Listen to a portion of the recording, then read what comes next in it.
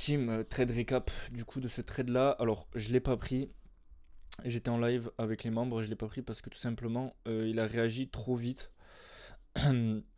Il a réagi trop vite et j'ai pas eu le temps de le prendre. Pour ceux qui me suivent sur Insta, vous allez voir. De toute façon, j'ai enregistré. Maintenant, je vais enregistrer les sessions de live. Comme ça, si je prends des trades en live, ben, il y a au moins tout dessus. Ok. Donc, trade récap. Donc, qu'est-ce que je voyais de base? C'est que en 4 heures, de base, j'attendais. Ok, on voyait que les membres, on était dans ce gap en 4 heures. On avait ces 4 heures high. Donc, si on était en train de les sweep, j'aurais cherché à vendre jusqu'à ce lot et ce lot. Maintenant, vous voyez qu'on a clôturé. On a fait quoi? On a également inversé ce gap en 4 heures. Vous voyez? Qu'on avait ici. On a clôturé ces highs et on a inversé le gap en 4 heures. Qu'est-ce qu'on a fait? On a également break de structure en 1 heure. Donc, je me suis dit, ok, à partir de là, et je vais chercher à acheter. Maintenant, il ne faut jamais oublier que le marché va de liquidité en liquidité. Et donc, je me dis, le réflexe que j'ai, ok, quelles sont les prochaines liquidités?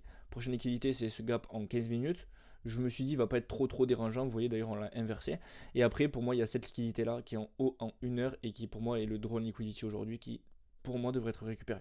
Après, on a l'inflation, donc ça peut tout faire bouger. Mais pour moi, c'est ça que je vais attendre tout simplement aujourd'hui qu'il soit récupéré. Après le DAX, je le traite plus l'après-midi, je traite les indices US, mais c'est un peu la même chose. Vous voyez, on a eu des mouvemts un peu similaires ce matin avec un Nasdaq bien aussi.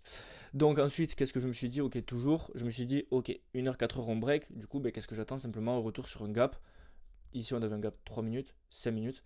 On a également une sorte de structure, vous voyez, hop, qui a l'air de tenir comme ça a priori. Vous voyez, donc, vous voyez, on rebondit, on l'a jamais cassé.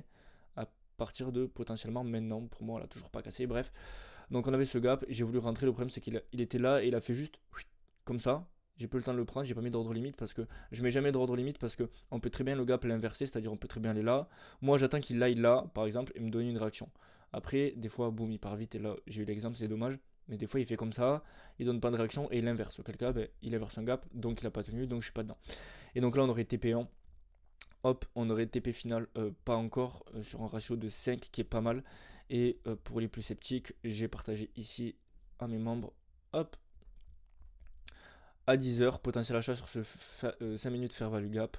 Ici, vous voyez, sur ce gap en 5 minutes, c'était à quelle heure? C'était à 10 heures. On était à cet endroit-là.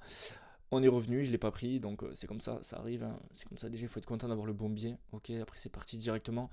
Donc voilà, attendez, attendez si vous avez des doutes, les clôtures de 1 heure 4 heures. Au début, je voulais chercher à vendre, mais on ne m'a donné aucune confirmation. Et en fait, on a clôturé, donc ça veut dire, ok, ben, que la prochaine liquidité, elle allait être là, puis potentiellement ici.